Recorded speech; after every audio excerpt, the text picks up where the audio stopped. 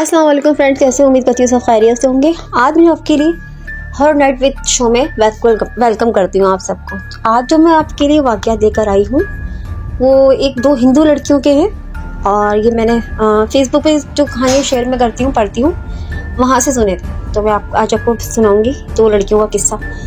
दो दोस्त होती हैं, पक्की दोस्त होती हैं। एक का नाम कल्पना होता है और एक का नाम जूही होता है। जूही और कल्पना जो होती हैं वो एक एडवर्टाइजिंग कंपनी में जॉब करती हैं और वो दोनों बहुत अच्छी बेस्ट फ्रेंड होती हैं और शुरू से मिलकर एक साथ काम कर रही होती है।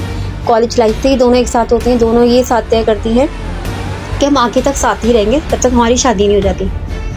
तो दोनों को बहुत अच्छी जॉब मिल जाती है, दोनों की जॉब बहुत अच्छी चल निकलती है। तो दोनों मिलकर एक अपार्टमेंट लेती हैं। जब वो अपार्टमेंट ले लेती हैं मगर वो अपनी ज़िंदगी में एक चीज़ को बहुत अहमियत देती है, बहुत ख़ास अहमियत देती है, क्योंकि हिंदुओं में अक्सर जाना जाता है, समझा जाता है, वो है वास्तुशास्त्र। वो इस चीज़ को बहुत ज़्यादा मानती हैं और बहुत ज़्यादा उसी के हिसाब से वो अपनी ज़िंदगी का हर काम करती हैं और हर चीज़ उसी के ज़रिए ही चलती है कि अगर वास्तुशास्त्र के हिसाब से होगा तो हम ये करेंगे। तो बात हो रही है अपार्टमेंट की, तो वो लोग एक नया अपार्टमेंट मिलकर ख़रीदती हैं। दोनों हाफ ऑफ शेयरिंग में दोनों मिलकर ख़रीद लेती हैं अपार्टमेंट। मगर उसका जो होता है इफ्तिताह के लिए या उद्घाटन कहा जाता है इनकी ज़बान में, तो वो उस दिन वो जो उनके पंडित होते हैं वो मना कर देते हैं कि आज नहीं कर सकती आप, इसमें कदम नहीं रख सकती, जैसे उसमें अंदर नहीं जा सकती, घर में रहने के लिए आज से शुरुआत नहीं कर सकती उस जगह रहने की। आज के हिसाब से वो बिल्कुल सही नहीं है दिन। अब वो बहुत परेशान होती है कि हमें मानना भी ज़रूरी है और हम इसको वो भी नहीं कर सकते, डिनाई भी नहीं कर सकते। तो फिर वो सोचती हैं कि क्या करें, एक रात की तो गुजारनी है, तो कहाँ जाएँ। तो वो होटल्स वगैरह ढूंढती हैं तो वो नहीं मिल पाते उनको, वो दोनों, उनके पास गाड़ी भी अपनी होती है। तो फिर वो बातें करती करती आगे निकल जाती हैं, बहुत वहीं सड़क पे आगे गाड़ी उनको पता ही नहीं चलता कि कौन सा रास्ता है। तो उनके कुछ कॉटेजेस नज़र आते हैं होटल नुमा बने हुए। तो फिर उनको अचानक ख्याल आता है कि क्यों ना एक रात के लिए हम यहीं रुक जाएं। तो फिर वो उस कॉटेज की तरफ जाती हैं। वहाँ एक मैनेजर बैठा होता है। वो लोग अंदर दाखिल होती हैं तो उनका एक मैनेजर बैठा हुआ नज़र आता है। वो कहता है जी फरमाएं। तो कहती हैं कि वो हमें एक रात के लिए कमरा चाहिए। तो वो साफ मना कर देता है, कहता है अभी ये ना यहाँ पे काम हो रहा है और अब वैसे भी सारे रूम फुल हो चुके हैं और कोई कमरा खाली नहीं है। तो एक जो वार्ड बॉय होता है या वो वेटर होते हैं वो एक खड़ा होता है सामने, तो एक 7 नंबर का कमरा खाली होता है। तो कहता है ये वाला कमरा दे दें साहब इनको। तो बोलता है तुम जानते तो, फिर ये क्लाइंट के सामने ऐसी बात मत किया करो।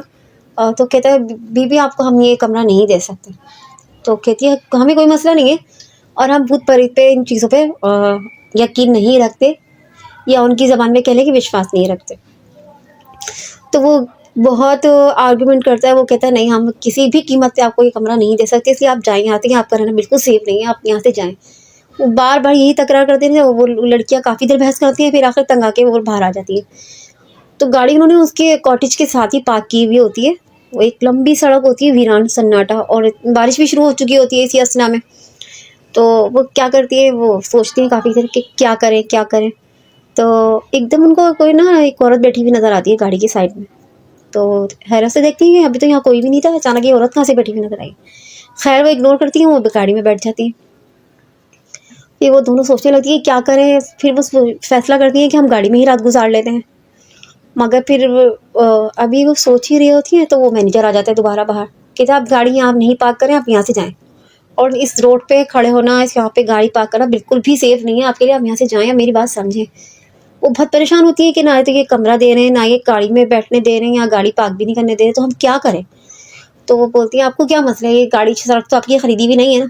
तो बहुत बहस होती है इस मामले में, गर्मा गर्मी होती है। वो बहुत गुस्सा होती है कि बहुत परेशानी का बन गया। तो बहुत परेशान होती है इस मामले में भी। खैर वो फिर देखती है एकदम बैक मिरर में उनको नज़र आता है कि पीछे सीट पे वही औरत बैठी है जो बाहर बैठी हुई थी। वो एकदम हैरान परेशान, ये अंदर कैसे आ गई। फिर वो मैनेजर से बोलती है आपको औरत नज़र आ रही है पीछे बैठी हुई। तो भागता है, बोलता है कोई भी नहीं है, आप किसकी बात कर रही हैं, कोई औरत नहीं है यहाँ पर, आप जाएँ यहाँ से। मैं आपको कह रहा हूँ आपके लिए बिल्कुल भी सही नहीं है, सेफ़ नहीं है ये जगह, आप यहाँ से चलिए, मेरी बात समझे। कम लफ्ज़ों में मैं आपको ज़्यादा बताना चाह रहा हूँ, ये सड़क बहुत ख़तरनाक है और यहाँ पे बहुत से पुरस्कार वाक़यात हो चुके हैं, तो आप यहाँ से चली जाएँ प्लीज़। खैर वो देखती मुड़ के तो औरत नज़र नहीं आती उनको। थोड़ी देर बाद जब वो जाने का इरादा करती हैं तो वो औरत फिर नज़र आती है उनको। क्या वो परेशान हो जाती है, अल्लाह हम क्या करें क्या करें। वो फिर निकल के बाहर आ जाती है, फिर उसके कॉटेज में वापस आती है मैनेजर के पास। मैनेजर को बोलती हैं अल्लाह ये मसला हो गया है, आप थोड़ी मदद करें हमारी। बोलते हैं मैं आपकी किसी तरह मदद नहीं कर सकता, मैं मजबूर हूँ, अगर कोई सी भी थोड़ी सी भी गुंजाइश होती तो मैं आपको ज़रूर कमरा देता।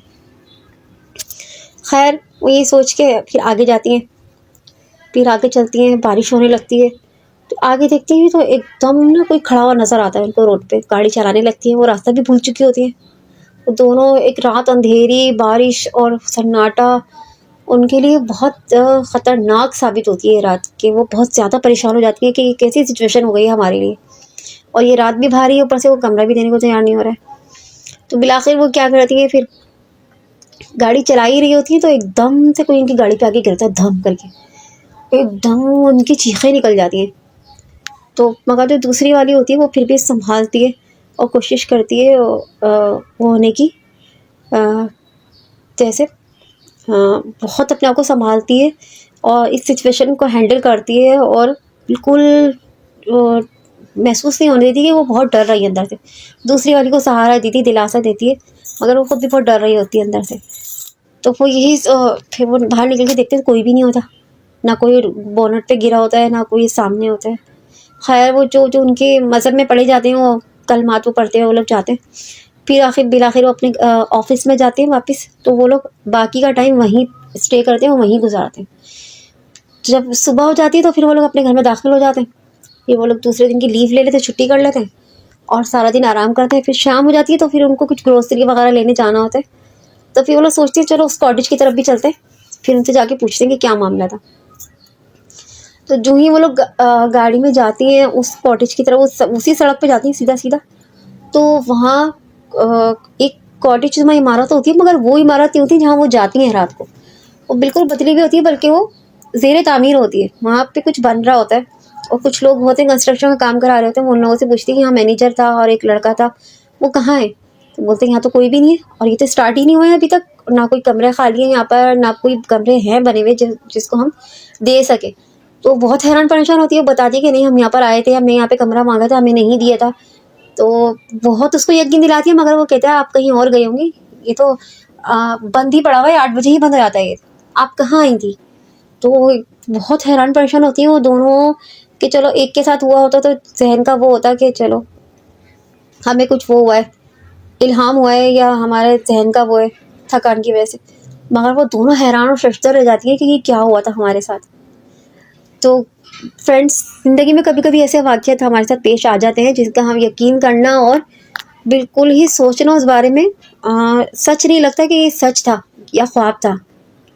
तो आपके साथ भी अगर ऐसी कोई वाक़यात हुए तो प्लीज़ मुझसे शेयर करें और मुझे बताएं कि आपके साथ क्या क्या वाक़यात पेश आए।